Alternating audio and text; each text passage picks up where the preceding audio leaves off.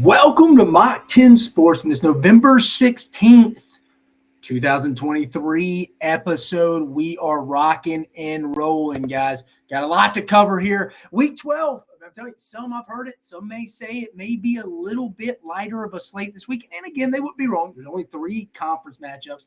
The rest of the teams are non-conference play. This is usually the week the SEC kind of gets a bad rap from a standpoint of, oh, they play the week 11 bad. Who do they even play in week 11? You get that a lot in the SEC this time of year, the weekend before rivalry weekend. But it is what it is. That'll start changing next year when you add Oklahoma and Texas. But it also feels like one of those weeks, maybe from the SEC, maybe Georgia, Tennessee gets interesting. But from a national standpoint, you could have future SEC team Texas. You got a tricky one at Iowa State. You got Washington heading to it should be an interesting weather game as they head to at Oregon State. So you have some tricky matchups around the league. I mean, like I said, you could or around the country. You can have Georgia, Tennessee, maybe get a little interesting. I'll tell you my thoughts on that. You also, like I said, you have those 2 matchups nationally that are going to have college football playoff implications on them. Texas traveling to Iowa State. Iowa State's been a bit of house of horrors for teams that have been in national championship playoff hunts before. Thinking back to Oklahoma State in 2011, lost the game there.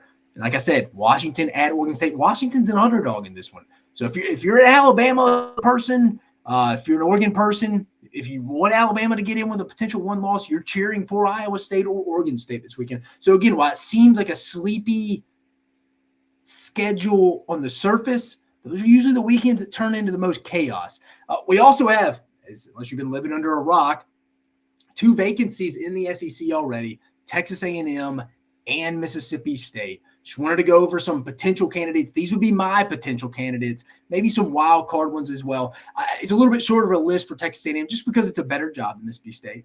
But I have a little bit longer list for Mississippi State. Now, it's not 10 pages long like you see some of these articles on CBS, ESPN, some of these other websites that'll throw anyone who's ever picked up a whistle or put it on a hat for. These are actually realistic guys just from talking to people that I think are realistic for both schools. Again, we'll preview all the Week 12 action in the SEC, give you 3 in-depth previews between the Georgia-Tennessee matchup, Florida at Missouri, and then Kentucky at South Carolina. Like I said, the rest of the league's at a conference this week. It's money-making weekend. It was bad last week, guys. There's no sugarcoating it. It was bad. We're 1-7. We're officially at 42% on the season. I was just doing the math. It's disappointing. 4 straight weeks of just not showing up, and that's on me. We got to be better. That's why I got a full slate for you. I think we got about 12 games I have. So we're getting back in it. If not now, when? It's week 12. It's put up, shut up time. We got to get better. But I think you're going to like some of the bets I have on that, but we got to be better than 42%. Full list of bets, though, so don't panic. Then we're about to wrap up our second full week of college basketball around the SEC before we get to the best week of the year, in my opinion. You got Feast Week. Those are all the Thanksgiving tournaments, the Maui Invitational. You have the Battle for Atlantis. You have the tournament Alabama's down in Destin, the Emerald Coast Classic. You got a bunch of tournaments. It used to be the PK tournament was one last year, but it's always just a fun week. A lot of good matchups. Throw in, you got the rivalry week in college football. Just a fantastic week of sports throughout the whole holiday week. Speaking of college basketball, we'll review all Tuesday night's matchups since the last time we saw you on Monday, along with LSU dropping one earlier to Charleston. We'll talk about that game a little bit. They're now in the losers bracket. They'll play on Friday, I believe, at 10:30 against North Texas in the Charleston Classic. Tough way for LSU to lose. They were up 15 at one point, coming off a loss to Nichols on Friday night. LSU, Matt McMahon in his second year, not looking great, but we'll talk about that one. You also have some matchups, Auburn and Notre Dame in Brooklyn tonight. That'll be an interesting matchup. Missouri at Minnesota. Those are some games heading in the bigger slate tomorrow night, but we still got 2 more matchups from the SEC to discuss tonight. We'll talk about those matchups along with Friday night schedule. And just a heads up, no show next Monday. So we're not going to have a show next Monday. Most likely going to not most likely, it will. We will be inducing my wife on Monday, so we will not have a show Monday. Thursday, we'll see. We'll play it by ear, but you'll still get my picks. You'll get the videos, the graphics, all stuff like this.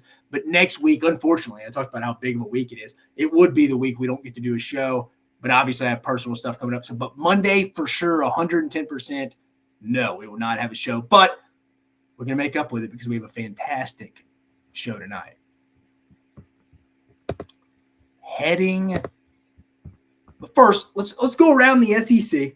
I wanted to bring up something real quick just to discuss. You probably saw this on social media, but I wanted to pull up the Eli Drinkowitz, Josh Heupel interaction before we start talking about some of these coaching vacancies. Was this not one of the weirdest interactions you'd ever seen before? So here's, I think SEC Insider got setting the tone. These two dudes aren't too fond of each other. This is Josh Heupel, obviously Missouri's head coach. Josh Heupel, or Eli Drinkowitz and Josh Heupel here, not big fans of each other. This is after Missouri got the big win against Tennessee at home this past week, and these are both these guys having their interaction after the game. Just a real short clip, I guess SEC Insider got. Interesting quote from Eli Drinkowitz. Not really anything. I mean, you should be able to say what you want after a win, but it's kind of like he just said it and walked off, but I'll let you come up with it yourself. Yep. We stand on business, Josh. Missouri wins number 8. So he says, we stand on business, Josh. I'll play it for you one more time. Yep. We stand on business, Josh. I don't know what that is. Is that a new slang? I think I saw someone saying that's what it was. Eli Drinkowitz sometimes rubs people the wrong way, kind of has some cheesy, corny cliches, stuff like that. He's all right. I mean, he's done a hell of a job this year. They're staring at 10-2 in the face. But in this specific situation, if you're going to go say something to a guy that's kind of we stand on business, like at least like shake his hand and say, we stand on business. Don't be like, we stand on business and go walk away and then go talk to one of your offensive linemen. We just kicked their butts, man. We just whipped their butts. At least like look him in the eye and say, hey, we stand on business. And then walk away and do what you want at that point. I kind of think that's a little cowardly. I'm not getting into it. I just thought this would be something good to talk about before we start getting into those coaching vacancies conversation. I talked about it on Twitter a little bit. It's just a little childish. But again, if Josh Heupel has a chance to put 100 up on Eli Drinkowitz next year, he will do that. But moving on, like I told you, we have two coaching vacancies and maybe even 3 on the way here soon. From what I'm hearing, potentially it's Sam Pittman in Arkansas. But again, we're not going to talk about replacements until someone's out of that actual chair. So we're not going to get to Arkansas. But around the SEC, I'm just going to cut right to it. Texas A&M. I talked about my time there, why I thought Jimbo Fisher failed. It's time to move on now. We talked about the no structure, not defining roles. That can go in any industry. But again, not going to keep laying it on Jimbo Fisher. Interesting article on ESPN talking about his time, why it didn't work out. I would encourage you to go read that if you wanted to. But I'm going to talk about the net. What's next? But for Texas A&M first, let's lead off with Texas A&M.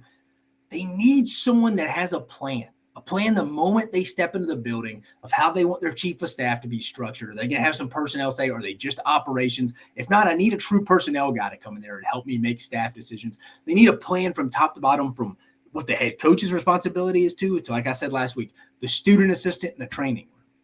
You got to define those expectations, or people just turn into individual contractors. That just is what it is. It's not just a Texas A&M problem, Jimbo Fisher problem. It's at a lot of places in college football. It's few and far the elite teams you see every year, and those are the teams you see consistently competing for championships year in, year out. But I think that's immediately what Texas A&M needs, is someone walking in with a plan, not just kind of like, yeah, you pay me a lot of money, I'm here, so give me my staff kind of thing.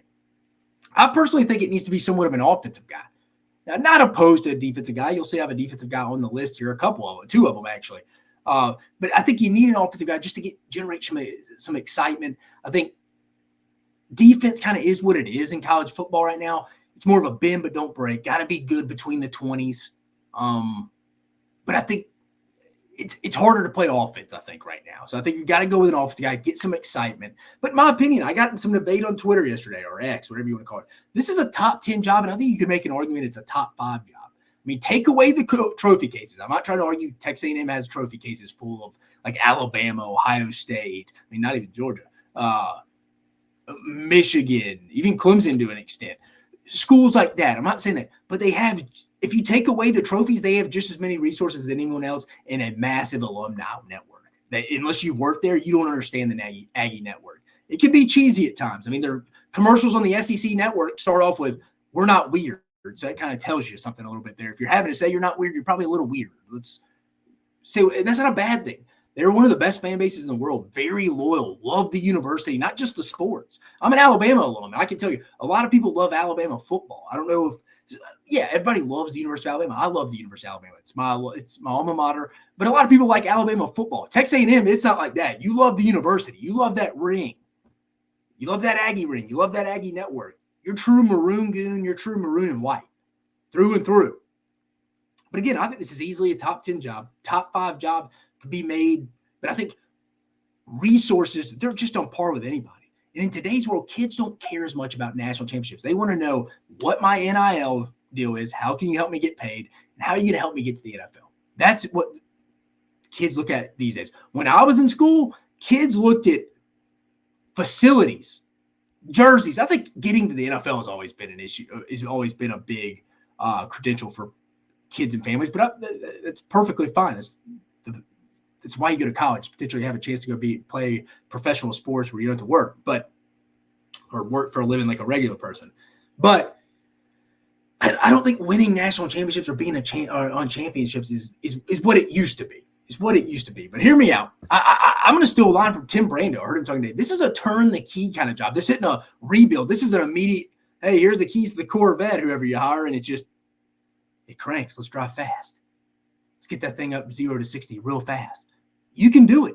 You can do that at Texas A&M this year. I really do. I really think you can do that right now. It's built to last. Now, they've had some turnover in that 22 class, guys like Denver Harris and Smoke Bowie. But again, they have a lot of those core guys back. Connor Weigman, who I think A&M has another win or two if he doesn't get hurt, is back. But first of all, before I tell you who I think should be hired, first of all, Dan Lanning's not coming. I think you got a $20 million buyout plus some building investment that would have to be paid off. I've heard from sources that I trust on why he can't come just yet. And I also think Dan Lanning is waiting for that Alabama job to come open when Nick Saban leaves in the next couple of years. Dan Campbell, the head coach of the Detroit Lions, he's a Texas A&M guy. He's not taking this job, but you had to call both of them. I understand that. But again, this doesn't have to be a win the press conference type hire. You did that with Jimbo Fisher. It didn't work. And again, going back to December 2017, that was a great hire at the time by Scott Woodward. Anybody who's looking hindsight and saying, hired Jimbo Fisher, it failed. You're just hindsight is 2020. It's always 2020 looking back on it. But here are 3 guys, talk about them briefly, that I'm calling out, that I am calling, and I would make them say no outside of the obvious Dan Lanning and Dan Campbell, but I don't think either of the Dans is coming. But Kalen DeBoer, the head coach currently at Washington, guy is a winner, never had a losing record. His worst year is 3-3 in his first year, COVID year at Fresno State. He went 9-3 his second year, but those 2 years are the only time he's won less than 10 games in a season. His 5 years at Sioux Falls, his record in national championship games 4-1. He's won 11 games at Washington last year. He's already won 10. He's 10-0 this year. Tough stretch coming up. But again, 11 wins at Washington last year, 10 wins so far this year. His overall records at 3 schools, 67-3. Yes, that's only 3 losses in 5 years if you're keeping score at home. 12-6 at Fresno, and he's currently 21-2 through what? 23 games at Washington so far. The guy is a winner, has an offensive background. He's a wide receiver background. I think I'm not all about big fit. Fit is winning. If you win, you fit in no matter what. Especially A&M's a little bit more different than Mississippi State. I think it's got to be a little bit more of a fit at Mississippi State. We'll talk about that in a minute. But I think Kalen DeBoer would be a fantastic hire at Texas A&M. Again, A&M has all the resources in the world. Recruiting's easier than ever now. You can bash Jimbo Fisher all you want, but he raised the level of the ability to recruit there that has never been seen before. I think first it started with Johnny Manziel and his brand, and them getting into the SEC and hitting that perfect storm of Manziel mania, SEC. We beat Nick Saban. He won the Heisman. Johnny Manziel was a reality television show coming to life. That was a college athlete. I mean, imagine him in NIL. We're not talking about Johnny Manziel, but specifically Johnny Manziel getting into the SEC, bringing Jimbo Fisher, who raised the floor of your personnel, of your talent. You're set. NIL is the best thing that could have happened to Texas A&M. They have a great organization to get that set up and get people paid. It is what it is. They are on par with just about anyone in the country. They are. They take out the trophies, take out the championships. That doesn't matter as much as it used to. It still matters, not as much. A&M's up there with anybody. I'm telling you. Kalen DeBoer would do a great job. My next guy, Chris Kleinman. Call me crazy. Kansas State's coach. Some people think he's boring. 56 years old. All he's done is win. Won, 4 national championships at North Dakota State. I know they've always won there. That year they didn't win, and he lost in the semifinals. At Kansas State, he's going 8-5. COVID year went 4-6, but 21, 8-5. Last year won the Big 12, 10-4. This year they're 7-3. He's won everywhere he's been as a head coach. He is 109-36. He wins. Now, personality would be interesting, but those A&M people, I think he would fit perfectly with them.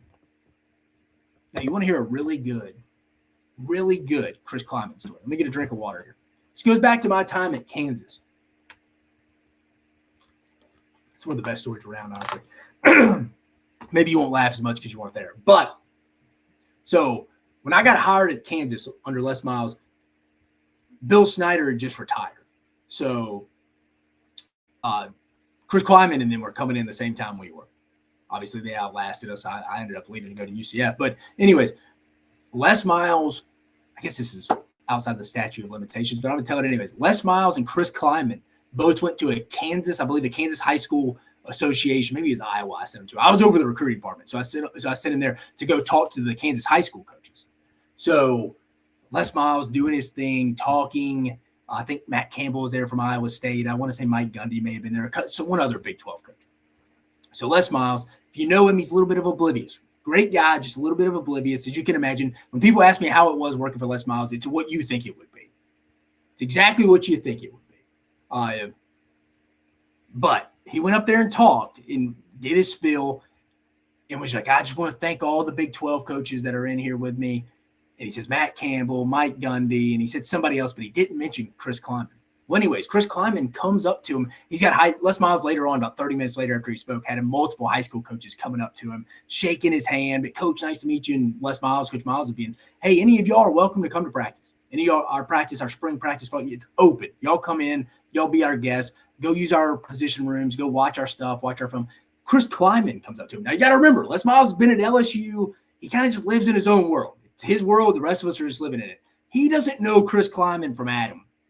Couldn't pick him out in the line. Probably still couldn't until this day. Chris Kleiman comes up to him in a purple tie. Nice guy, Chris Kleiman, by the way. Comes up and says, hey, Coach, nice to formally meet you, man. Can't wait to start to get to know you a little better. Les Miles says, hey, man, appreciate it. You and your staff, whatever high school y'all are at, y'all can come watch our practice, watch our game tape. Y'all come to our facilities. What's ours is yours, guys. I can't wait to meet you. You and your staff are welcome in our facility at any time. Coach Miles didn't know Chris Kleiman was the head coach at Kansas State. I think that's pretty funny. I'll be honest with you. It's one of the better stories I have of Les Miles. Some I can't tell off on air, but I thought that was one of the better stories from Les Miles from a standpoint. He didn't know who Chris Kleiman was. Maybe he still doesn't.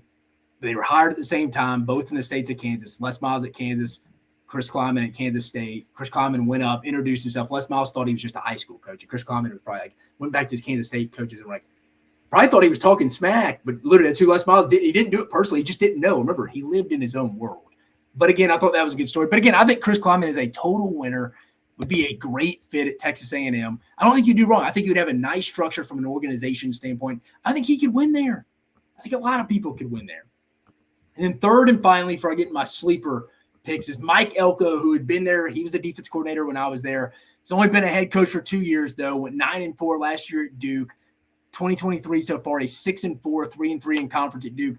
Been dealing with Riley Leonard, their quarterback, get hurt. Very organized, meticulous guy who could run a program from top to bottom. Does a fantastic job. If I were to make this hire, I would make sure Elijah Robinson, though, the current defensive line coach, interim head coach at Texas A&M, who from what I hear has a legit shot maybe at this job. Now, I don't know if you go fire Jimbo Fisher, pay him $77.5 million just to go promote your defensive line coach. I don't know if that's going to go over well, but he's got a chance. And I actually kind of like that. We're getting further down the line here, but I actually kind of like the old Aggies next week in Baton Rouge. 11 a.m. game. He's going to have that crew ready. I'm telling you from people I've been talking over there. But Mike Elko, what he lacks, what he doesn't have, he's aware. He knows he's not some guy you want to go put in front of certain families. He knows that, but he's smart enough to go hire the people that can get those kind of jobs done. He's aware.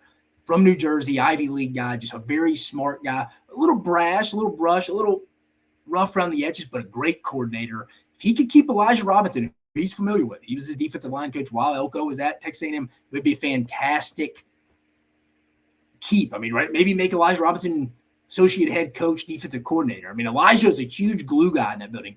Young guy, played at Penn State, has people, numerous suitors, coming after him every year. James Franklin's begging him to come back to his alma mater every year. Doesn't do it. Likes staying at Texas A&M. He wants that head job, but maybe with Elko he stays. But I think the combination of Elko and Elijah Robinson could be good. Again, people are going to go, what about Elko recruiting?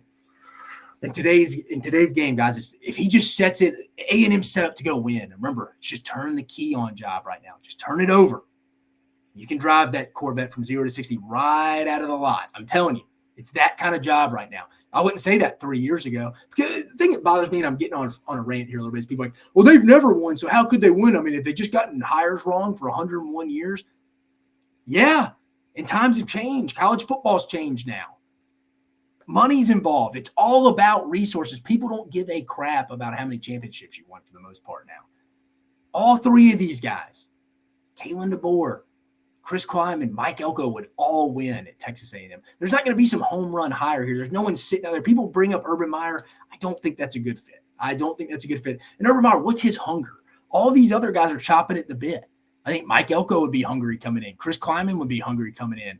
Kalen DeBoer, a young cat, for sure would be hungry coming in. I think that was a little bit of the problem with Jimbo. Jimbo was just to that cusp about to get ran off at Florida State, got paid $70 million. And I think he just stepped in and was kind of fat and happy, content, whatever you want to call it, even if he didn't know it.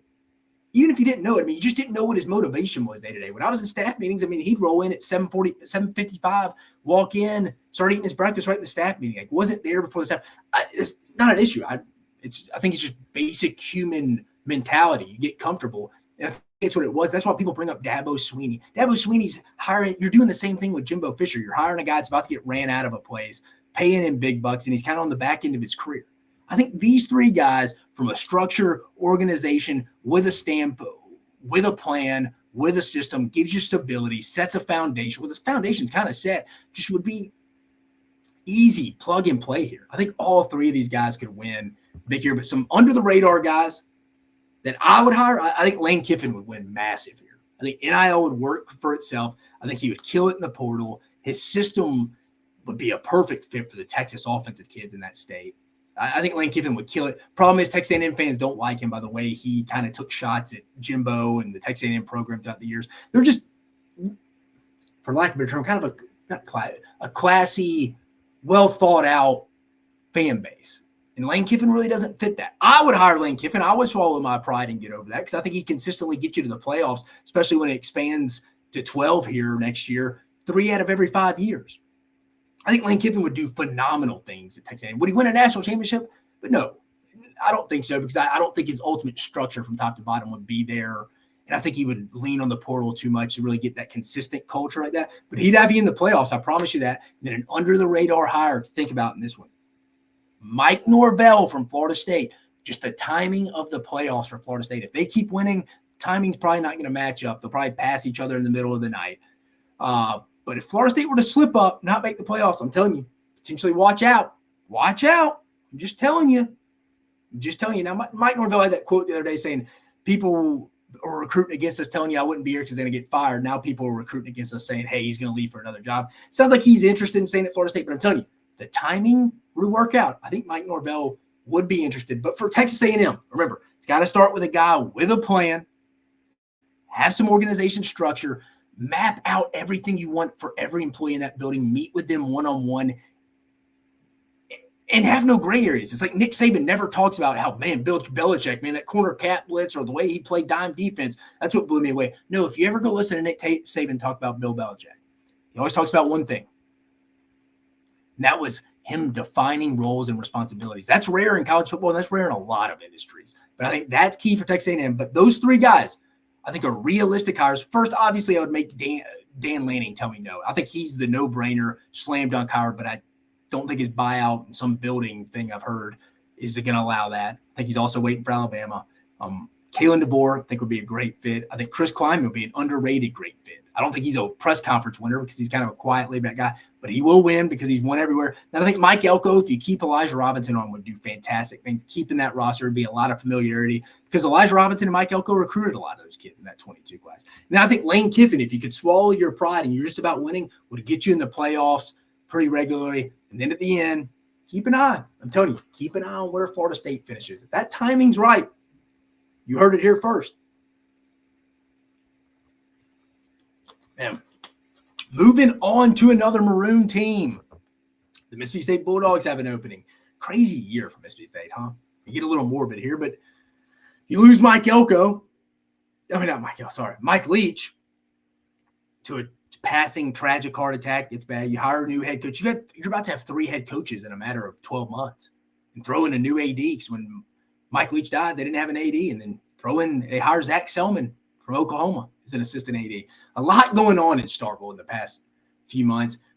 But what does Mississippi State need? What does that football job need? What does that program need? They got to have someone initially that's just somewhat different. Some way, somehow, just be different. Mike Leach was a little different, but he won 8 to 9 games. Dan Mullen, in his own weird way, Northeastern guy, didn't really fit in Starkville, Mississippi, but he won. I think they also need a guy that can win with less talent. Look at Dan Mullen. Thought he did a great job with his quarterbacks every year when he was there, playing to their strengths. Mike Leach could go win games with lesser talent. At Mississippi State, you're never going to go collect the best talent. Unless you've been living under a rock, you just started college football, or you're an alien that just landed on Earth. You wouldn't know that. But if you keep up with college football, you would know Mississippi State's not going to go recruit the best of the best. So you got to have a guy who's a little different. I'd prefer an offensive guy. You don't need to, but I think in the state of Mississippi, it's full of raw defensive players, not full of a lot of developed offensive players. A lot of the better players go play defense in this state, in high school football, Mississippi. So I think you lean offense here, and I'm leaning off. I'd make this guy tell me no right off the bat. Jamie Chadwell, for whatever reason, Mississippi State fans get up in age. So I'm going to bring up ages of these guys I'm bringing up. He's 46, different kind of offense. I've played him twice. More of a spread triple option type. He's had the Grayson McCall kid who's done a phenomenal job. But Jamie Chadwell at Liberty has a plan, different system, a bit quirky, grows a mullet out a little bit, a little beats to his own drum, has a good staff. He's brought his staff going all the way back to Charleston Southern. At Charleston Southern, he was 35-14, made the playoffs most years. At Coastal, you remember the magical Coastal ride. 2020, the COVID year, they went 11-1. 21, they went 11-2. Last year, they went 9-3. Now they're 9-0 at Liberty. Again, he's a winner, very similar to Kalen DeBoer and Chris Kleiman, like I talked about at Texas A&M. I think Jamie Chadwell is the no-brainer at Mississippi State. You make him tell you no. You make him tell you no. He's who I'm going to first day. If I was Zach Selman, the Mississippi State AD, I'd already called him. There's that tweet going around that Jamie Chadwell tweeted something while he was in Starkville. I think that's fake. No, these coaches in the middle of the season, end of the season, don't go meet in the city where the school is. They would go meet somewhere halfway and be discreet about it. I don't think Jamie Chadwell on a Monday or Tuesday is going to Starkville, Mississippi, in a small town Mississippi, where if anyone sees them in a local restaurant or anywhere, it's going to be out immediately. I don't think he was in Starkville. If that's the case, Mississippi State saying, hey, we don't give a crap about anybody's season. We don't care if if the media, the public gets wind to who we're hiring. So I saw that came out. I don't really believe that. But I think Jamie Chadwell undoubtedly is the first guy you call and offer the job. And if you get him, you may have one of the best hires of the offseason. I'm just saying, that would be fantastic. Second, if he says no, we just talked about him. I'm at least giving a call to Chris Kleiman. Call me crazy. You're like, Dave, he's not going to leave the Big 12 champ. Kansas State, they're all about football. It's a big-time football school. Mississippi State's a baseball school, sometimes a basketball school. I'm telling you, I would give Chris Kleiman a call. I would just pique his interest. People are like, man, this guy's going all out on Mississippi State's hire. Well, I'm not going to go through Kleiman's thing again. Won at North Dakota State, winning at Kansas State, won the Big 12 last year. I think Kleiman going to another agricultural school at Mississippi State would do a phenomenal job. Phenomenal job. I know he's a defensive guy. I said offensive guy. I prefer offense, but he is a defensive guy. Another defensive guy, age 41. John Sumrall. He's only been a head coach at Troy for 2 years. Last year, 12-2. They won the Sun Belt. They're 8-2 on their way to winning the Sun Belt. James Madison's not going to play in their conference championship or win it. James Madison's the best team in the Sun Belt, but it looks like Troy will probably win it again. But he's 20-4 as a head coach. Played at Kentucky. Was a co-DC at Kentucky under Mark Stoops. Coached at Ole Miss for a year. Young cat, very organized. They're one of our clients at QuickU where I work. Troy subscribes to our QuickU database. They do a phenomenal job. I think John Sumrall would kill it at Mississippi State. Would absolutely kill it. Those are my top 3 guys right off the bat. And I have a 4th guy. But Jamie Chadwell, no-brainer, number 1. Then I think there's a gap. And I'd be jacked about Chris Kleiman if I was a Mississippi State fan. I think he's structured. knows what he wants. He's wanted a school very similar to Mississippi State.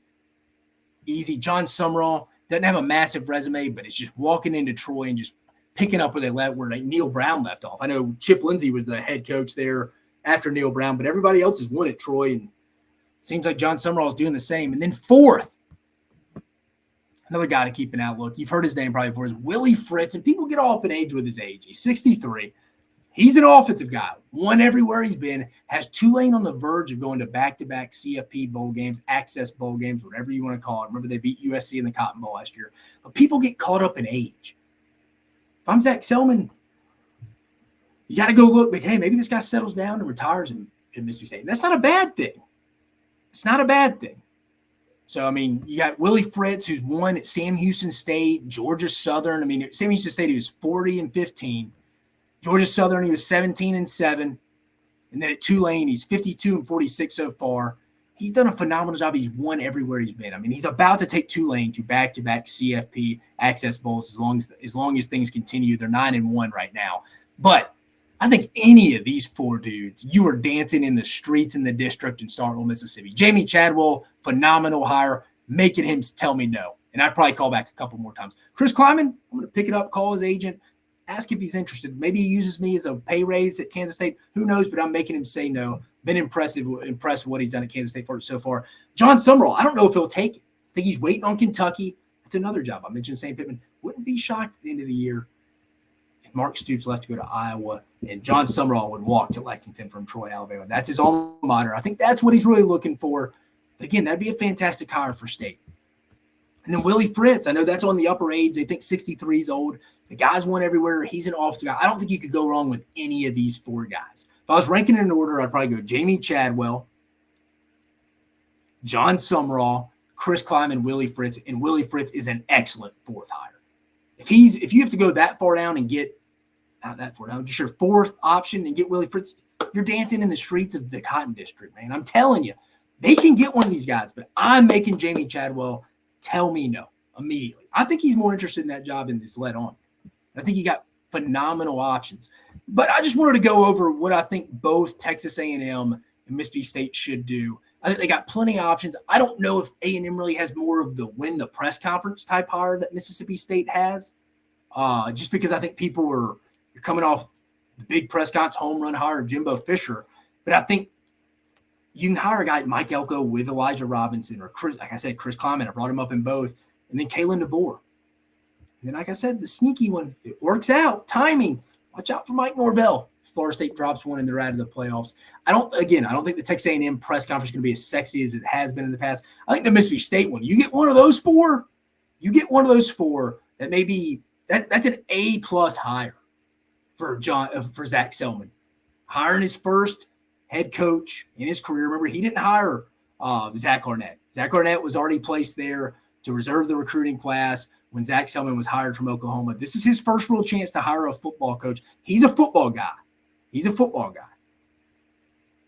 He played at where did he play? I forget. Western Kentucky. He played college football, Zach Selman. But you hire one of those four, Willie Fritz, Jamie Chadwell, Chris Kleiman, or John Sumrall, you are fired up. But I just wanted to go over that.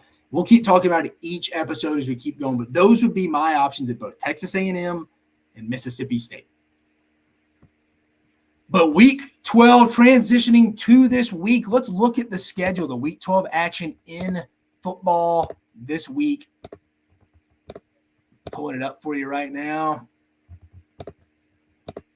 Like I said, we got 3 conference matchups, a lot of 11 a.m. games. You can tell teams trying to get off the field, get a little bit more rest heading into rivalry week. UT Chattanooga at Alabama at 11 a.m. on SEC Network Plus.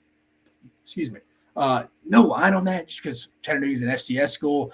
Another 11 a.m. game, UL Monroe at Ole Miss. I think UL Monroe is getting 37 right now. Last time I checked, SEC Network game. In-state rivalry. States going back-to-back. Southern Miss and at Ole Miss back-to-back weeks for Mississippi State. 11 a.m. Central Standard Time Zone kick. Southern Miss at Mississippi State on the SEC Network Plus. Southern Miss currently getting 14. Mississippi State favored by 14. That's an interesting line. It's an interesting line. Depends who starts at quarterback for Southern Miss. Another 11 a.m. game, Abilene Christian at Texas A&M. Didn't see a line on that, probably because Abilene Christian's an FCS school. But SEC Network Plus. 2:30 Central Standard Time Zone CBS game, Georgia at Tennessee. This is an interesting one. We'll talk about that. The line right now is currently 10.5. 3 p.m. Central Standard Time Zone kickoff, an interesting one here. New Mexico State at Auburn. SEC Network. I'm telling you, New Mexico State's not a bad team, guys. 8-3, second in Conference USA. I think they're favored by 24.5. You may see this one on my Week 12 money-making weekend. You may see it. But this will be an interesting game for Auburn. They don't need to be overlooking this, or they could be into a fourth quarter war. 6:30 p.m. Central Standard Time Zone kickoff on ESPN. Florida at Missouri. Be an interesting one here. How does Florida play in the cold weather? Those Florida kids do not like going to play up in Missouri this time of year. It'll be in the low 40s. Can Missouri bounce back after 2 really good performances? I know one was a loss against Georgia, but last week at home, how do they bounce back from that? Are they going to come up for a breath of fresh air? I'll talk about that when we're previewing this one. 6:30 p.m. Central Standard Time Zone, FIU at Arkansas on ESPNU. Believe – to check it out. What is it? Let me look it up. That line right now for Arkansas. Arkansas favored by 29.5. 29.5 right now on that line for Arkansas, FIU. Kentucky at South Carolina, 6:30 p.m. Central Standard Time Zone on the SEC Network. And then 8 p.m. or 7 p.m. Central Standard Time Zone, Georgia State at LSU. I believe LSU is giving up 33 in this one, to be exact right now. Let's see. Yep, 32. Apologies. 32 right now in that game. That's the Week 12 slate. Let's get to the 3 conference matchups. Let's get right to it. The 3 conference matchups in the league. Pulling up. We're leading off with the 2:30 game. 2:30, Georgia at Tennessee, 2:30 p.m. Central Standard Time Zone on CBS. Georgia favored by 10.5. Setting the tone for you on this one. Georgia comes into this one. The SEC East wrapped up after their blowout win against Ole Miss last week. They actually clinched it when Tennessee lost to Missouri, but they won it with their own win. Georgia moved up to number 1 in the college football playoff rankings this week. So there's no more making up narratives that are getting overlooked from that standpoint. Tennessee rolls into this one after a disappointing loss to Missouri last week. Vols are staring at 8-4 in the face with a loss to Georgia this week. Is that a step back in year 3 for Josh Heupel? Some may say yes, some may say no. I got into it with a bunch of Tennessee fans a couple of weeks ago for asking that question. They thought I was crazy. I think it was the 2 days after they lost to Alabama. They're like, there's no way. Is it? Yeah, I know you may go 8-4. I mean, they should. Even with a loss, they should beat Vandy at home next week. What's it kind of look like? I'm just telling you. However, they may have a massive opportunity this week at Neyland Stadium. Josh Heupel has not gotten that year 3 signature win yet. They've had some disappointing losses at Florida, at Missouri last week. But boy, would this give them the big win at home. Now, Georgia, even with a loss, would not be out of the playoff race by any means. If they won out, beat Alabama, they're probably still in. But from a Tennessee standpoint, it would be an interesting path to 9 wins if they were able to follow that up with a win against Vanderbilt the next week. Another thing to keep in mind, Georgia has only played 2 true road games so far this year. At Auburn, at Vandy. Those are probably their 2 worst games of the year. How does Georgia react in probably the most hostile environment they'll play in all year? Got to think, because, I mean, it's not Georgia Tech the next week. The SEC championship game is 50-50 split. So are the playoff and national championship games. This is definitely the most hostile environment they're going to play in this year. How will they handle that? Because they've struggled in their other 2 true road games. But where will it be won? Georgia's offensive line for Georgia. Georgia rotated 7 offensive linemen last week versus Ole Miss as they rolled up 300 yards on the ground. Just total domination. This unit's starting to come on, and Tennessee's had trouble at the inside linebacker position. If the linebacker play last week by Aaron Beasley and Elijah Herring was bad last week. Just that the stretch zone, Missouri and Cody Schrader ate that up, just outside their gaps, overrunning gaps, run lanes. Just Tennessee could not get it together. It's always a step slow and even struggled from a communication standpoint. I saw Tim Banks, Tennessee's defense coordinator, came out this week and said, yeah, we got to get communication down. We're going to get ran over this week. So Georgia's offensive line, if they can keep up the performance they had last week, bunch more stretch plays on the outside, I think you can get those Tennessee linebackers sucked in. And think about it. People always talk about it's loud, man, for the offense. It's loud for the defense at home, too, when those guys are trying to communicate. And they're struggling to communicate on the road. In a loud stadium like Knoxville and Neyland Stadium, that home defense is going to struggle to communicate again. So I think that's a big key. If Georgia's offensive line can go get a hat on a hat, especially at the second level, they should have an advantage there. Tennessee, it's simple. It's almost every game. Joe Milton has to play his best game of his career in this one. That sounds extreme and maybe even an exaggeration, but Georgia is at this point how Alabama used to be. They are. I mean, you got to have a great performance from your quarterback, most likely with his legs and stretching the field and winning a bunch of one-on-one matchups. Him and his receivers beating Alabama's DBs, and in this case, Georgia's DBs. Your quarterback has to play his best game. I mean, look back at Georgia's losses. I mean, their last loss was to Bryce Young in 2021. Him and Jamison Williams went off. Last year, they didn't lose this game, but C.J. Stroud played the best game of his career, and it came down to a last-second field goal. Joe Milton can't just have a good game in this one. It has to be great. I mean, he's not played terrible this year either. He's 65% passer, 16 touchdowns and 5 interceptions. He hasn't been bad, but he's going to have to be better than he's been in any other game in his life. It's just what it is. It sounds crazy, but that's what it's going to take. But it's prediction time. Tennessee should come into this one with nothing to lose attitude. I expect Tennessee to roll out here in the Neyland Stadium with energy and come out ready to play. Last big home game of the year, besides Vanderbilt for senior night next week. Georgia's coming off a big win, and Georgia's not operated up to a standard on the road so far that they're used to, accustomed to. They struggled at Auburn, struggled at Vanderbilt. I could see this being a middle of the third, fourth quarter game, I'm being honest. But I think at the end of the day, Georgia's like that boa constrictor. It just keeps hitting their stride, sucking the life out of you, just ultimately through 4 quarters. It's like a boxer. You got to go 12 rounds with them. You can't go 8, 9, 10. You got to go 12 rounds. For Tennessee to win this game, they have to make Georgia pay for its rare bust and mistakes on defense. They have to. Joe Milton can't be going out there and overthrowing guys like Ramel Keaton deep downfield. It can't happen. But like I mentioned, Joe Milton is going to have to play his best game of his career so far. Then add in Tennessee's inside linebackers are going to have to be much better last week, just staying in their run lanes and communication. It's as simple as that can be. If not, it's going to be a blowout. But at the end of the day, I think this game's going to be a game for 3 quarters, maybe even down to the wire. But Georgia's the best team, and they make plays when they have to. Give me a late Carson Beck touchdown pass to Ladd McConkey, puts the game on ice, and Georgia's quest to another undefeated season is still intact. Give me Georgia 38-24. They barely cover. Like I said, I think this game could be really close. I could see it's one of those I'm about to talk about at Florida, Missouri. Does Georgia kind of come up to breathe this week? And what I mean by that, they kind of just exhale, smell the roses a little bit. I don't know. Not saying they will, but it's something to think about when you're judging this game. Florida at Missouri, 6:30 p.m. Central Standard Time Zone on ESPN. Missouri minus 11. Setting the tone for you in this one. Missouri is on the verge of an historic season and a massive third year for Elijah Drinkwitz. The Tigers checked in at number 9 in this week's college football playoff rankings. College football playoff bowl, Access Bowl is a potential destination for this team. If they win out, they win this week against Florida, win at Arkansas, they're 10-2. Florida, on the other hand, comes in reeling, needing one more win to get to bowl eligibility. It's not been a great week for Florida either. They lost one of their top commitments in defensive lineman, Notori Johnson, to Georgia.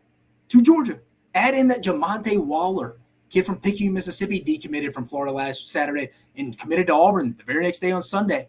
So it hadn't been a good week. For Florida. I have no doubt Florida's going to be ready for Florida State next week. Because Florida just needs one more win to get to bowl eligibility. It sounds crazy. We're trying to hype that up. The University of Florida, they need one more win just to get to a bowl game. But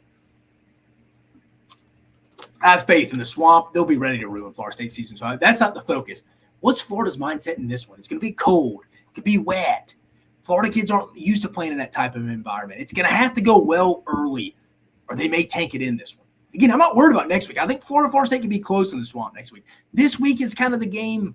You're a little worried Florida just like going through the motions. It's going to be cold. I can't wait to play Florida State next week. Whatever. Like we'll just go get 6 and ruin their season. I can see it being the mindset. Not saying it is. Hadn't heard anything. Just wouldn't shock me. I said it even go back to the summer. This is not a game. November 18th at Florida. I guaranteed Missouri would win this game in the summer. Just the Florida guys do not play well in this weather. But where it'll be won, Missouri's offensive line. If Missouri's offensive line continues to play like it has against Georgia and Tennessee, then Missouri should pick up right where it left off last Saturday.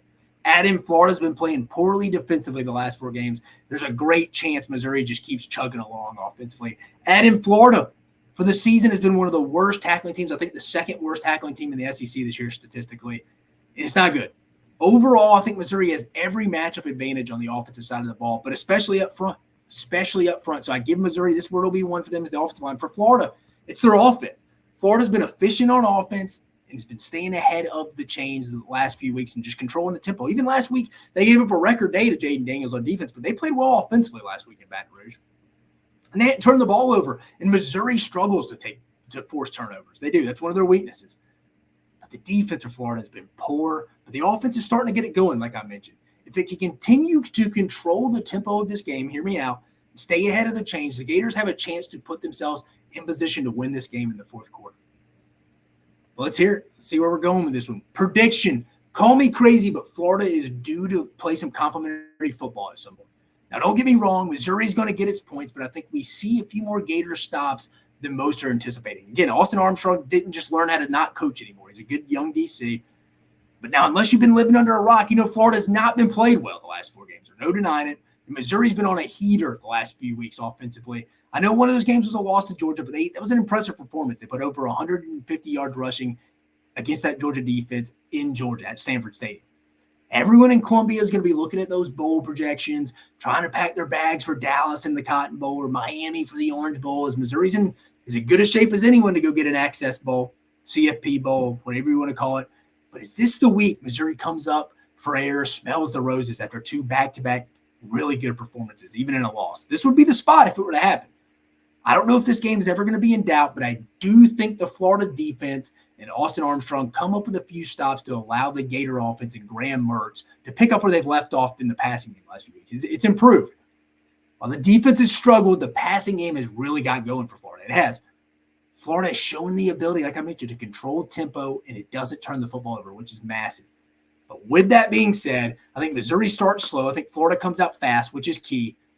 I think Missouri could even be down at half. But the Tigers' offensive line, Armand Mimbo, Cody Schrader, and the boys get the running game going in the second half, and Missouri gets a much-needed, which they haven't forced a lot, turnover late to allow Missouri to escape with a win in a much closer game than people are anticipating. This just feels like this isn't going to be one of Missouri's best performances. They come up to breathe for a week, smell the roses a little bit, but they're still the better team. They're going to get the win. Give me Missouri 34-27. I just for some reason, I just feel like this is a week Missouri doesn't play its best football, but still they're the better football team at home. I think they get it done. But moving to our last SEC versus SEC conference matchup of the week, Kentucky at South Carolina, 6:30 p.m. Central Standard Time Zone on the SEC Network. Kentucky -2 right now is the line according to DraftKings. Setting the tone for you. This game has slowly turned into a little bit of an under-the-radar rivalry in this league. Let's just say Shane Beamer and Mark Stoops are not too fond of each other, do not share Christmas cards. Everybody kind of assumed Shane Beamer said this offseason, if there was one coach in the league he'd like to fight, and everyone assumed it was Mark Stoops. I don't know, maybe it's Eli Drinkwitz. But from a big picture standpoint, both teams have to win out to reach anything close to reaching their goals that they set heading into the season. South Carolina has to beat Kentucky and then turn around and beat Clemson at home to get to 6 wins. Now, the positive, both those games are at home for Clemson, so it's doable. It always seems like Shane Beamer goes and wins a game or two he shouldn't. Is that the last 2 this year? It was last year against Tennessee and Clemson, same spots, same weeks. And Vegas, honestly, isn't that far off. They set the over-under win total for South Carolina going into the year at 6.5. That surprised some people. But, I mean, they're almost right at it a little bit. They need to go win 1. It'd be close. It'd be 5. But they got to win both to get to bowl eligibility. Kentucky, I feel like had expectations of winning 8-9 games and can still win 8 games with a win in Columbia on Saturday night and then go win in Louisville, which is probably looking like a tougher game than they anticipated heading into the season. I mean, Louisville, one-loss team right now, only lost at Pitt, and they're going to probably represent one of the 2 teams in the ACC championship game. That's easier said than done. Must win. Both teams need this. Add in that Kentucky's lost 4 of their last 5 games, and they just want to win at this point. Both teams need this, like I said, to have any kind of positive momentum rolling into that last weekend. I mean, South Carolina's not going to feel good about Clemson if they're rolling in with 4 wins. Kentucky's not going to feel great about that Louisville game if they're just rolling in with 6 wins. Big game for both. I mean, you're going to feel a lot better with a win, your last conference game, heading into portal season, signing day, just overall offseason with a win here. You should feel a lot better about yourself. But where it'll be won, for South Carolina, it's simple. Quick start. The Gamecocks need to start fast on Saturday. They need to try and make Kentucky play catch up and abandon the run early.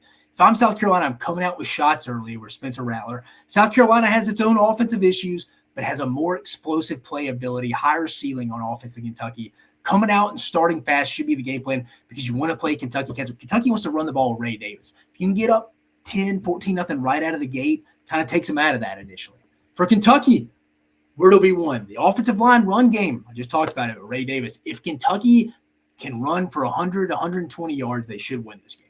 It's that simple. Kentucky's 6-1 when rushing for over 100 yards this year. South Carolina's allowed 100 yards rushing to everyone except 3 teams, randomly enough. Furman, Florida, and Mississippi State. But Florida and Mississippi State passed all over them. Getting the running game going for Kentucky should lead to more success across the board. Prediction. No real feel for this game, if I'm being honest. I could see a lot of path to victory. Both teams, like I mentioned, need wins here and would feel a lot better about themselves with a win in conference play. South Carolina offense has been much better at home this season. They haven't scored fewer than 37 points at home this year at Williams-Brice Stadium. That's key. I think South Carolina comes out with energy right out of the gate like they need to. They need to get up quick, make Kentucky play catch up because Kentucky's not built to win a shootout. Remember, South Carolina needs this one in Clemson next week to get to 6. Kentucky's just in a weird state where I feel like something's off. They just need a win. They've lost 4 of the last 5. They just need a win. If I had to pick the better overall football team, I'm going with Kentucky. If they played a series best out of 7, I think Kentucky wins it 4 or 5 times because I just think they're better on both lines of scrimmage, and Devin Leary's been playing better until last week against Alabama. But something tells me Shane Beamer at home and the Gamecocks play one of their better games of the year at night at Williams-Brice Stadium and get their biggest win of the 2023 season so far. This just is a true feel type game. No real reason why, just a feel game. Give me South Carolina 28-20. I like Shane Beamer and the boys in this one. But again, just going back, talking briefly about the other conference games. Again, Chattanooga, Alabama. Nick Saban likes to play starters for a quarter and a half. I don't know how that'll factor in this week. It'll be interesting. Nick Saban's high on UT chats, the Mott's wide receivers. It's some SEC guys. Ole Miss should do whatever they want to. ULM Monroe is not a good team. That's why Ole Miss is favored by 37.5. Southern Miss, interesting. If you're looking to go win a big money line, maybe take Southern Miss. Something tells me Mississippi State covers. I like Mississippi State covering the spread, winning by double digits. Abilene Christian at Texas A&M. I think Texas A&M is going to come play well the next 2 weeks. I think Elijah Robinson's cutting it loose. They're playing music before pre-meetings and stuff they didn't do under Jimbo. I think they're going to play well this week, look good this week, and then go play well in Baton Rouge. I think Elijah Robinson thinks he's coaching for this job potentially. So I like A&M this week. Mexico State at Auburn. I told you, be careful. Mexico State can put up points. This is a trap game for Auburn. They'll be looking ahead for Alabama, thinking they're going to get their 7th win, trying to go get 8 against Alabama. Mexico State, 2nd place in Conference USA, won 8 games. Be careful. FIU at Arkansas. Arkansas should handle business, but you never know in this situation. If they quit, that's the thing. I wouldn't touch this one from a betting standpoint. And then Georgia State, they'll have a good, solid plan. LSU usually plays a little sloppy in these kinds of games, but LSU should handle business against Georgia State heading into this one. But that's just around the SEC. Looking at it, we previewed the 3 conference matchups again. You had Georgia at Tennessee, Florida at Missouri, and Kentucky at South Carolina. We just want to briefly touch on the other non-conference matchups across the league as well this week. But before we get to basketball, I just wanted to get right into it. Money-making weekend. We're on 42% on the season. Let me pull up the graphic here. Let me get a swig of water. I got a lot of bets for you this week. We're about to turn this thing around.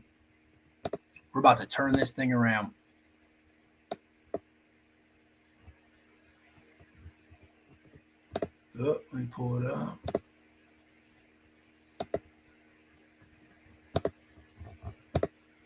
Pull it up for you right here.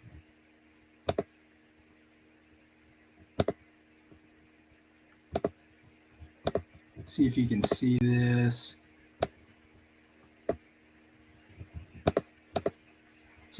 All right, so we're starting it off. We're going to go. Here's what I got here. 1, 2, 3, 4, 5, 6, 7, 8, 9, 10, 11 games for you. So I'm going to take Florida, leading it off. We still got a chance to get over 50% here. We're leading off. Give me Florida plus 11.5 at Missouri. I think Florida's going to play this closer than I think. But the key is getting off to fast start. I like Florida here, plus 11.5. Louisville heading to Miami, getting one to clinch a spot for the ACC title game. Give me Louisville, plus 1. I think they win this. Brom squad, Jeff Brom and his team clinch an ACC title game spot right here. Jacksonville State, minus 8.5. I like Jacksonville State this week against Louisiana Tech. Louisiana Tech is on quit watch. They're a bad football team. Rich Rod and them, who I think could be a sneaky pick to get the Mississippi State job. Rich Rodriguez, call me crazy.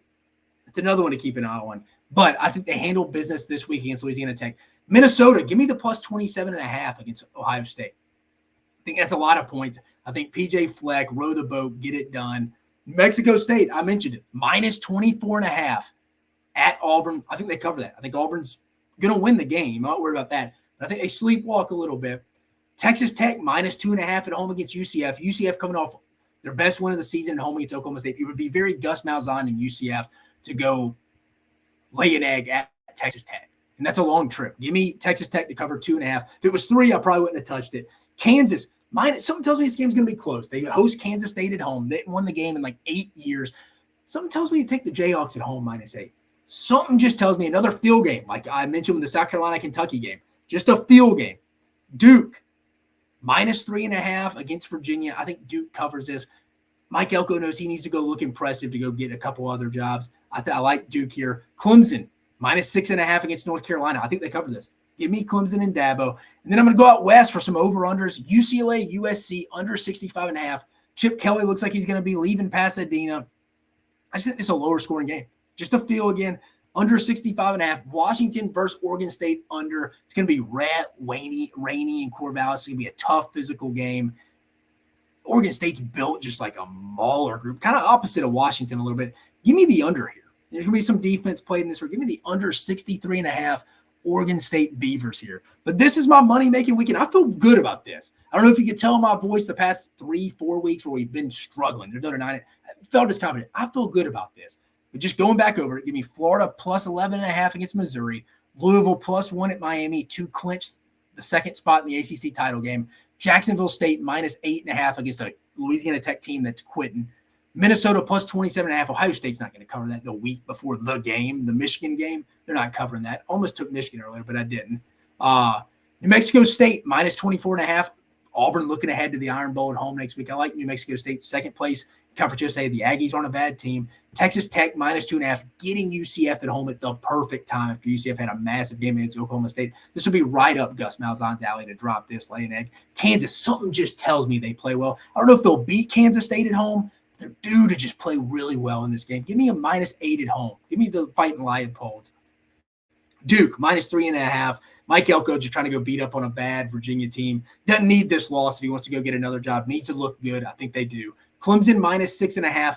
I think they handle North Carolina. Call me crazy, but I think they handle North Carolina. Then we're going out west, some over-unders, UCLA, USC. Chip Kelly's on his way out. I think it's a lower scoring game. Washington versus Oregon State. It's going to be rainy in Corvallis, two physical teams. Give me the under 63.5 in this one as well. But those are some good bets. I like those across the board there for you. But let me get you out of here. But before we get you out of here, we got to review some of the college basketball Tuesday, Sunday scores. Let me go back to sharing the screen for you. The Tuesday scores. So going back to Tuesday. All right, so as we talked, Tennessee got a comfortable 82-61 win over Wofford Terriers. They're heading over to that Maui Invitational, which will be a fun matchup. But again, Tennessee doing what they do. And I'm interested to see what Jordan Gainey does. He kind of has plantar fasciitis right now, but Tennessee just looks like a legit national title contender right now. Can't take a lot from Florida getting an 89-68 win. Will Ricard looked good, 20.6 boards.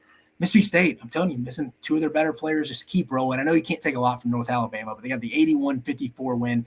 Vanderbilt getting a gritty win against a solid UNC Greensboro team who Arkansas will play on Friday night. He needed it, especially if that loss to Presbyterian. Jerry Stackhouse and Vanderbilt needed this. Again, they're missing two of their better players. They're missing two of their better players right now. But Mannion keeps highlighting it. Ole Miss, it's not a very good team right now, struggling to score. Detroit Mercy had a wide open teardrop of a layup to win the game and just could not get it done.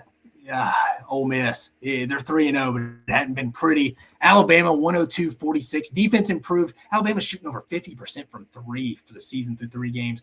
Like Nate Oates said, that's not going to continue. They'd be historically the greatest shooting team of all time if that were the case, but just handling business. South Alabama, not as good as they have been. Dropped a closer one, lost one to in-city rival, I guess you'd say, Mobile earlier. So South Alabama's not as good as they were last year, but still, Alabama just mantled them, did what they had to do. Texas A&M getting a solid Tuesday night win, 79-66 on the road at SMU. Texas A&M veteran squad, high ceiling team. You know what you're going to get with Boots Radford and the boys. 21 points, 7 rebounds, 3 assists. They're still missing Julius Marble. I don't know why, but he'll help their front court if they come back. And then Kentucky, Kansas. Kentucky dropping it to Kansas, who's preseason number 1, 89-84. I was impressed with Kentucky. They're 3 big guys, Big Z, Aaron Bradshaw are out right now. They did as good as they could against Hunter Dickinson, the Michigan transfer for Kansas. I was impressed with Kentucky. They only had 8 scholarship guys ready to roll. They were up late in the game, probably should have won the game. I was asked on an Arkansas basketball podcast earlier, my top 3 SEC teams right now. I said Tennessee, Arkansas, and I'd keep Kentucky right there, my preseason prediction. I was impressed with Kentucky. They get those 3 guys back, look out. Look out. I was even asked if Cal's on the hot seat. I don't think so. I think they're going to be really good this year. Auburn and Kentucky, they've lost. Auburn lost to Baylor. They were up 5 with like 3 minutes left. I was impressed in both their losses. Speaking of Auburn, they're about to tip off here. They just tipped off, I believe, in Brooklyn. They play Notre Dame tonight. Notre Dame, just not a good basketball team. They're probably one of the worst teams in Power 5. Auburn should be able to handle this game. LSU dropping one they shouldn't again after their tough loss to Nichols on Friday night. They were up 15 at one point on Anthony Grant's Dayton team. Just could not get it done. They shot well. I mean, they shot 52% from the field. I think 42% from 3. I think they got 12 less free throws than Dayton did, and they didn't get enough shots. And then Trey Hannibal struggles to defend the pick and roll. So that's why Dayton did. Rough start for Matt McMahon. It'll be interesting to see if he makes it this season. It's early. It's only November 16th, but I do not see a lot. Jalen Cook, the Tulane transfer, not getting eligible. It's going to hurt LSU. And then later tonight, got Missouri at Minnesota. Missouri needs a big non-conference win. So this will be interesting against a solid, decent Big Ten team on the road in Minneapolis at Williams Arena. How does Dennis Gates' teams respond after losing to Memphis when they were up double digits in the first half last week? It'll be interesting. I feel like you got a lot of their role guys who were bench guys last year, like Noah Carter, Sean East, Nick Honor. They're now starters. Kobe Brown and the boys are gone. Demoy Hodge gone. So your role players were having to step up. How does that affect them? So that'll be interesting. And then previewing tomorrow and throughout the weekend's matchups, got North Texas at LSU in the losers bracket game tomorrow on ESPN in the Charleston Classic. Don't know much about North Texas. LSU just needs a win. They're 1-2. They just need a win here. Georgia at Miami. The Barmore Hoops in Classic in the Bahamas. Miami's a good team, dude. They forced a lot of good turnovers. I don't trust Georgia. A lot of offensive production. They got Jaheim Abdur-Rahim does a solid job. But outside of him and Tomlinson, I don't trust a lot of the offensive production for the Georgia offense. Miami, they were in the Final Four last year. I trust Jim Larinaga and them. I like Miami in this matchup. Kentucky should get back right. Stonehill 1-3. Kentucky 2-1. Kentucky should be fine. Even Antonio Reeves didn't shoot well on Tuesday, and Kentucky could have won. So just imagine they get those 3 guys back. Florida State, Florida. I don't know what to expect from Florida State. They can make the tournament this year, and they can be just as bad. I don't know. Florida should be able to handle this one, though. This is a game Todd Golden needs to get at home. He needs to get this game at home at the O-Dome. I think Florida State's going to come out, play well. It's a rivalry game, but I don't really think Florida State's that good. Florida's the better basketball team. They should get this win at home. Vanderbilt should get a win against Central Arkansas at home. UNC Greensboro just took a loss to Vanderbilt early in the week. They got the 2 twin guards that defend well. It'll be an interesting challenge for that Arkansas backcourt. Guys like Tremont Mark, L. Ellis, Khalif Battle, guys like that, Devo Davis. It'll be an interesting competition level with the Langley twins guard, and will step up. But Arkansas should be able to handle business. Mercer, bad basketball team. They head to Tuscaloosa. Mercer, Alabama have a common opponent already, Morehead State. Morehead State beat Mercer. Alabama handled Morehead State. Alabama should win this game. Oral Roberts at Texas A&M, similar situation. Texas A&M should handle this game. Sam Houston State, Ole Miss. Ole Miss really gets anyone. Be careful, guys. I'm telling you. This game's actually back in the Tad Pad, the old arena. So it's the Tad Pad game Friday night before their last football game. I think they're just trying to get butts in the seats. Ole Miss should win this, but the offensive production's poor. And then South Carolina, 3-0, Lamont Paris and the boys, led by B.J. Mack, averaging 16.3 points, 7 boards, just under an assist a game. Facing DePaul. Remember when DePaul used to be good in Conference USA? They're 1-2. So when South Carolina should go get in this Arizona tip-off. They got a real shot to advance throughout this tournament. That's a late game, 10:30 p.m. Central Standard Time Zone. And then moving on to, there's only one game on Saturday. You got Mississippi State at Washington State in the Basketball Hall of Fame tip-off in Connecticut. This will be an interesting game. I'm telling you, I like this Fort kid for Mississippi State, averaging 13.7 points a game. State's deep. We add and they get Tolu Smith here in the next couple of weeks. It should be solid. I could see it being a little bit of delay, but Mississippi State should go get a first-round win in this tournament, in this classic. And then Sunday, we got one more, Jackson State at Missouri. So Missouri's playing 2 games in 4 days. So they should bounce back. I mean, Mo Williams' bunch, you remember the guard, played for the Cavs, played at Alabama. Mo Williams, the head coach at Jackson State. Rough start so far for them. They head to Missouri. Missouri should be able to handle business there. But that is the basketball review and preview from this past week. Woo! A long episode. We went, 67 minutes there? No guest. We had a lot to cover. We talked about who should, if I was the AD, who I'd be hiring at Texas A&M and Mississippi State. We gave the week 3 SEC matchups, covered all the other games in the non-conference slate, the SEC. Remember, this is the week the SEC always gets slammed on. Not a lot of big-time matchups, but you got Tennessee, Georgia, and it's always those weeks where we think nothing's going to happen. Total chaos. Remember, keep track, if you're an Alabama fan, of those national games. Texas at Iowa State, Washington and Oregon State, sneaky matchups for those teams that are ahead of Alabama in the college football playoff rankings that they need to lose. Week 12 gambling picks, money-making weekend. This is it. We're bouncing back. We're going at least 10-2, if not 12-0. And then I reviewed the action from this week on the hardwood in basketball and previewed tonight's matchups and throughout the weekend. And again, my wife's going to be induced on Monday. No show on Monday. Thursday, I'll keep tabs. We'll see how it's going. But again, if you love what we're doing here at Mach 10 Sports, remember, I'm a former personnel guy. Worked in college football for 10 years.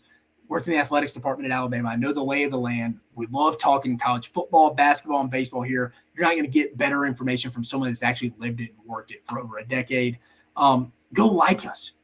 Rate, review. Go like and subscribe. It's free on YouTube. You can find us on all our podcast platforms, Spotify and Apple Podcasts. Go find us. Like, subscribe. Send me an email at mach10sports@gmail.com. mach10sports@gmail.com. Send us reviews, stuff you want to hear, film breakdowns, stuff like that. I love to hear it. Love bringing you all this coverage. And again, I appreciate you joining us on this episode of Mach 10 Sports. You have a fantastic weekend.